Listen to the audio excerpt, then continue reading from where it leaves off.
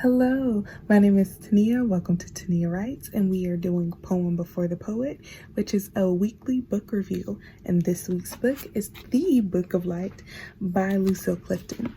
If you haven't heard of Lucille Clifton, she is a poet born in New York, and she also became the Poet Laureate of Maryland. And so a few things about her style, or anything about her style, is that it's known for being very lean.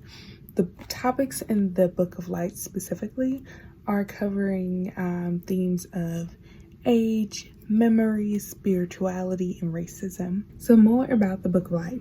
It's actually broken down into 3 phases, or 3 sections, and they are reflection, lightning bolt, and splendor. And so this is the poem that I've selected from reflection, Song at Midnight. Brothers, this woman carries much sweetness in the folds of her flesh. Her hair is white with wonderful, she is rounder than the moon and far more faithful. Brothers, who will hold her? Who will find her beautiful if you do not? Won't you celebrate with me what I have shaped into a kind of life I had no model? Born in Babylon, both non-white and woman, what did I see to be except myself? I made it up, here on this bridge between starshine and clay, my one hand holding tight my other hand. Come celebrate with me that every day something has tried to kill me and has failed. I love this poem. So the first time I heard this poem, it was read by a poet named Starry, and the last line always got me. Come celebrate with me because every day something has tried to kill me and has failed. And I think that's just a testament at how self-love is really a weapon against all the opposition you face in the world as a minority, whether that's because you're non-white, whether it's because you're a woman, or any part in marginalization that you fit into. So that was really kind of like 2 poems as well, and I like it.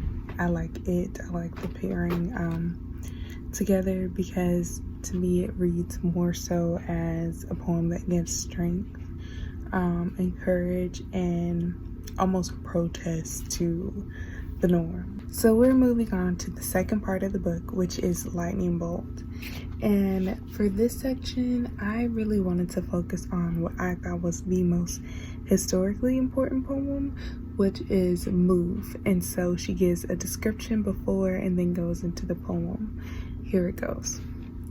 On May 13th, 1985, Wilson Goode, Philadelphia's first black mayor, authorized the bombing of 6221 Osage Avenue after the complaints of neighbors, also black, about the Afrocentric Back to Nature group headquartered there and calling itself Move. All the members of the group wore dreadlocks and had taken the surname Africa.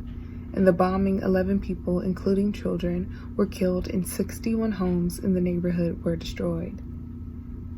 They had begun to whisper among themselves, hesitant to be branded neighbor to the wild-haired women, the naked children reclaiming a continent away. Move. He hesitated, turned his smoky finger toward Africa, toward the house he might have lived in, might have owned or saved had he not turned away. Move.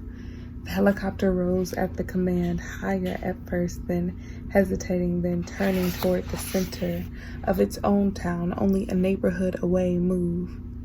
She cried as the child stood hesitant in the last clear sky he would ever see, the last, before the whirling blaze, the whirling smoke and sharp debris carried all clarity away. Move. If you live in a mind that would destroy itself to comfort itself, if you would stand fire rather than difference, do not hesitate. Move away. I hadn't heard of Move before this. Vice made a video about it not too long ago. There are documentaries out there. I never heard of it. So when I first researched it after reading this poem, I found Wikipedia. Wikipedia always pops up first. I don't understand why, but it was like group of militant blacks, and I was like, that's all I need to read from here. And so I googled a documentary from people who actually were a part of Move, just to see what they believed that they were about, which is what they are about. And So it started out as the Christian Movement for Life, and then later got shortened to MOVE. They were described as militants because they had compost. They grew their hair in locks really long, and they were against puppy mills. That's another thing. They also all changed their last name to Africa. But none of these things are really new. But apparently the neighbors did not like it. The community police officers did not like that.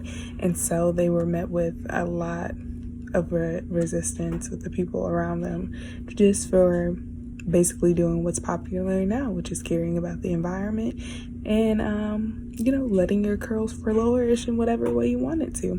So long story short, there ended up being an incident where they were being brutalized over a period of time. They had accrued about $1 million worth of bail that they had paid, and on one occasion when they were being released, a few people were being released, the cops actually attacked them as they were outside, and a woman's 3-week-old baby's skull got crushed. So after the 3-week-old baby was murdered, there was another instance where the police officers were shooting at Moo's home, and it wasn't Osage, this is a different home. And the result of that was the death of a police officer, and 9 MOVE members went to prison for that one officer's death. And it was later found that the officer had been shot in the back of the head, and it was believed that one of the police officer's bullets ricocheted off of a tree and hit him. Now, they weren't able to do an investigation because all the evidence was cleared by the police force, including the tree, and the home was bulldozed down. So we're going to fast forward a whole lot more. The police officers dropped a bomb on Osage, a literal bomb. They had tear gas. They had water, like tons and tons of water to exacerbate the effects of the tear gas. They had shot 10,000 rounds of ammunition at the home. And then on top of that, after they dropped the bomb, they said, let it burn. So the fire burned for almost 2 hours.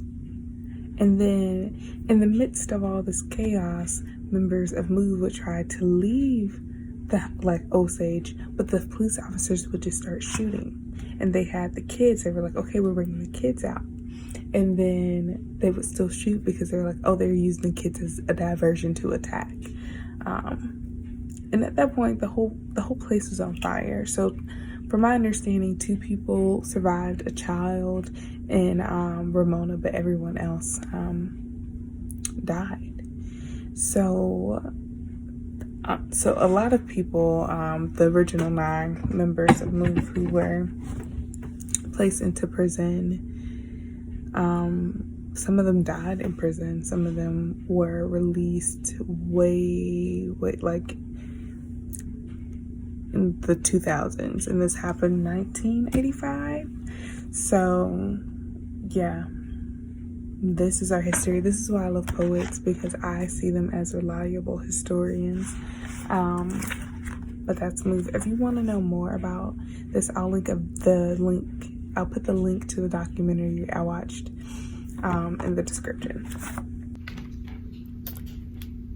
So we're in the last part of the book, which is Splendor. And Splendor is rich in spirituality, specifically Christianity. So this is a persona poem. If you're not familiar with persona poems, they are basically just using a voice to tell the story through.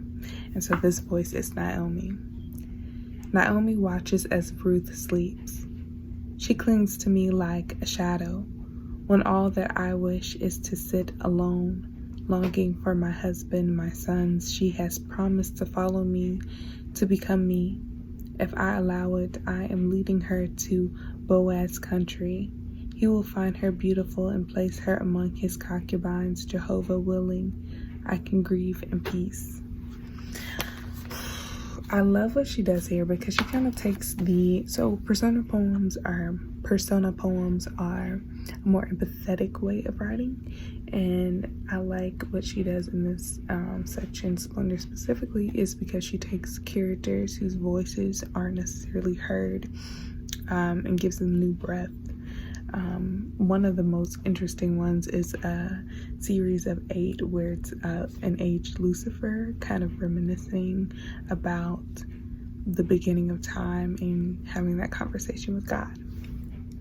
So that was the Book of Light. So I recommend this book to anyone. I think it's good, especially for an older reader who because I read a lot of poems from people who are like 30 and under, and so I always love to see pieces done by someone who's more mature.